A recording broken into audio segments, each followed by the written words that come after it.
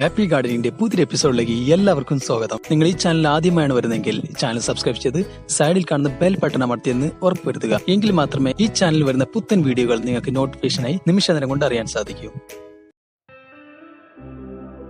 എല്ലാവരും ഈസ്റ്ററൊക്കെ ആയിട്ട് ഫുഡൊക്കെ കഴിച്ചിരിക്കുകയാവും. അപ്പോൾ എല്ലാവർക്കും എൻ്റെ ഈസ്റ്റർ ദിന ആശംസകൾ.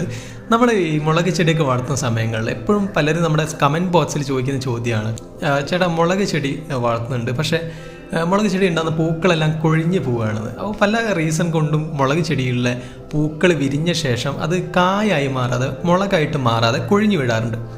അപ്പോൾ നമുക്ക് എങ്ങനെയാണ് മുളക് ചെടിയിലുണ്ടാകുന്ന പൂക്കളെല്ലാം നമുക്ക് കായാക്കി മാറ്റുക, എല്ലാം നമുക്ക് മുളകാക്കി മാറ്റുക എന്നതിനെക്കുറിച്ചുള്ള ഒരു കൊച്ചു വീഡിയോ ആണിത്. ചിലർക്ക് അറിയാമായിരിക്കും ഈ ട്രിക്ക്, ചിലർക്ക് അറിയില്ലായിരിക്കും. അപ്പോൾ അറിയാത്തവർക്ക് വേണ്ടിയിട്ടാണ് ഈ വീഡിയോ. അപ്പോൾ നമുക്ക് നേരെ വീഡിയോയിലേക്ക് കിടക്കാം.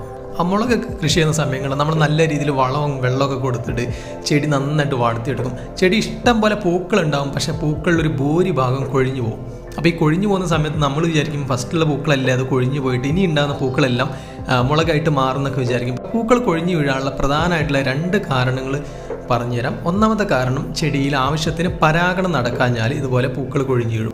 ഒട്ടുമിക്ക എല്ലാ പച്ചക്കറികളിലും ഈ ഒരു സംഭവം വരാറുണ്ട്. ഇപ്പോൾ തക്കാളി ചെടിയിലൊക്കെ ഇത് കൂടുതലായിട്ട് കാണാറുണ്ട്. പരാഗണം കുറഞ്ഞു കഴിഞ്ഞാൽ, പരാഗണം നടന്നിട്ടില്ലെങ്കിൽ എല്ലാ പൂക്കളും കൊഴിഞ്ഞു പോകും. അപ്പോൾ ഇതൊന്നും ശരിയാക്കി എടുക്കാൻ വേണ്ടി വളരെ സിമ്പിളായിട്ട് നമുക്ക് ചെയ്യാൻ പറ്റിയ സംഭവമാണ്.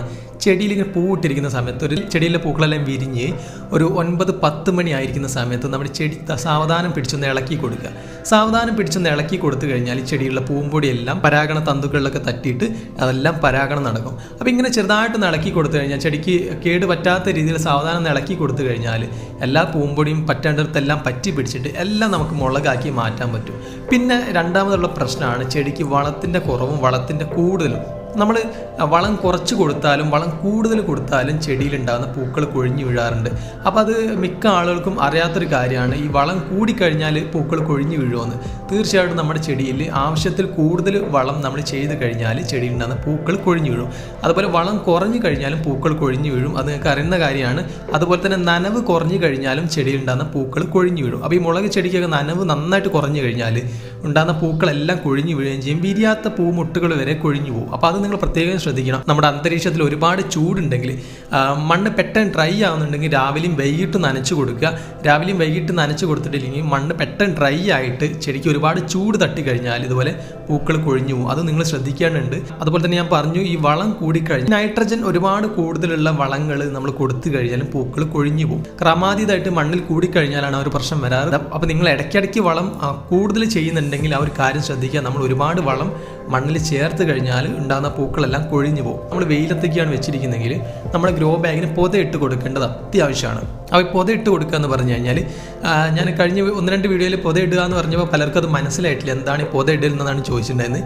ഈ പൊതയിട്ട് കൊടുക്കുക എന്ന് പറഞ്ഞാൽ നമ്മുടെ കരിയിലകളും അതുപോലെ തന്നെ പേപ്പറോ കാർഡ്ബോർഡോ എന്തെങ്കിലും സാധനം ഉപയോഗിച്ചിട്ട് നമ്മുടെ ഗ്രോ ബാഗിൽ മണ്ണിൻ്റെ ഭാഗം, മണ്ണ് കാണുന്ന ഭാഗം ഉണ്ടല്ലോ, ആ വേരിൻ്റെ മുകൾ ഭാഗം അവിടെയൊക്കെ നന്നായിട്ട് മൂടി കൊടുക്കുക. ഇങ്ങനെ മൂടി കൊടുത്തു കഴിഞ്ഞാൽ നേരിട്ട് സൂര്യപ്രകാശം തട്ടിയിട്ട് അതിലെ വെള്ളം ബാഷ്പീകരിച്ച് പോകാതിരിക്കാൻ ഒരുപാട് ഹെൽപ്പ് ചെയ്യുകയും ചെയ്യും.